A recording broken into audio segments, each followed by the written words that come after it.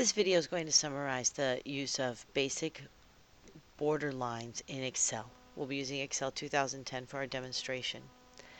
As you can see in this spreadsheet, basically all we have is a list of employees, and we're going to have a party and they're all going to order some sweatshirts.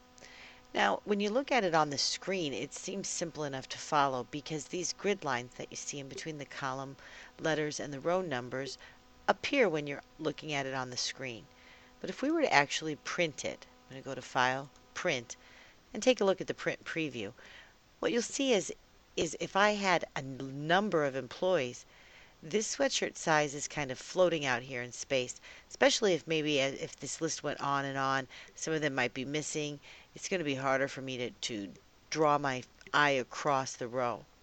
This is a situation where I might want to use borders in order to make it clearer on the printed page. I'm going to go ahead and select the cells that I'm using, and in the Home ribbon Font Group Borders drop-down, I'm going to choose All Borders. Now when I first look at it on the screen, it seems like I see this vertical line here between A and B and these horizontal lines, but it's not as obvious that there actually are lines around the entire outside area. I'm going to go ahead and click off of it. It's a little more obvious now that there's a line between B and C, as well as between row 5 and 6, but I can't tell at all that there is a line up to the left side of column A or across the top. But when I go back and look at that print preview, File, Print, here's that preview, you can see that I very clearly have lines all the way around. And if you use your imagination, imagine this thing was hundreds of employees long, it's going to become much easier to read what I'm holding in on the paper. Or even if I was walking around and getting their sweatshirt sizes, those blank cells would give me a place to handwrite that in until I got back to my computer. I'm going to go ahead and click the File tab again in order to make that print preview go away. I'm going to come over here to Sheet 1, and what I have here are some basic accounting items.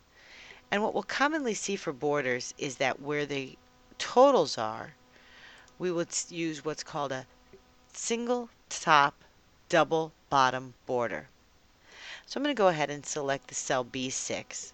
Again, Home ribbon, Font Group, Borders drop-down. I'm looking for top and double bottom border. When you look at it here in the list, it looks like a single line on the top and a double line on the bottom. And that's exactly what it is. When I click on it, and it applies that border format to the cell, boy, it sure looks like a double bottom on the border on the top and a double border on the bottom. But when I click away from it, I can much more clearly see that it's a single line above and a double line below. But it applied that border format only to the cell I had selected, in this case B6.